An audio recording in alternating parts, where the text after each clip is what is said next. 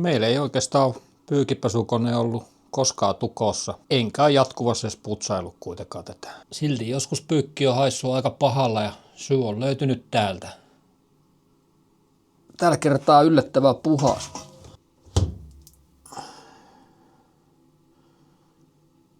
Kivi ja joku ruuvi. Tää on tällä kertaa aika puhas. Edellisen kerran tää oli melko limainen ja töhnäinen. Tää on se paikka, joka unohtuu hyvin helposti. Tänne jää vettä ja nukkaa ja pesuainetta ja yleensä haju tulee täältä tiivisteen välistä.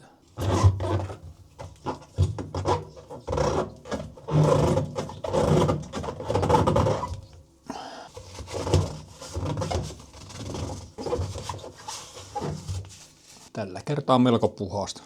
Nyt kun tää putsaushomma aloitettiin tekemään, niin katsotaan nyt samalla suodatinkin.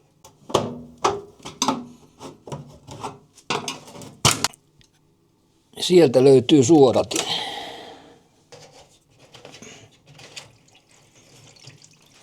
Täältä tulee yleensä sitten vettä, että tätä ei voi ilman sitä tutkia.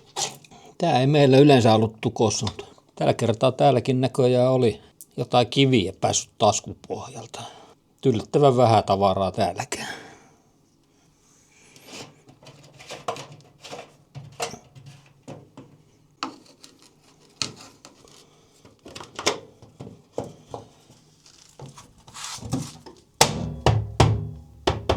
Yksi asia, minkä moni unohtaa, ja rehellisesti sanottu minäkin olin unohtanut tällä kertaa, niin tyhjänä konepesu. Se pitää joku ohjelma löytää, missä se hyväksyy semmoisen reilun lämpötilan. Tän muistaakseni sai yli 90 asteeseen.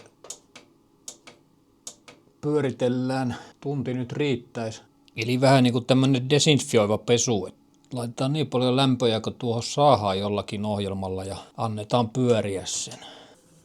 Eli ajatuksena pitää kone täysin tyhjänä.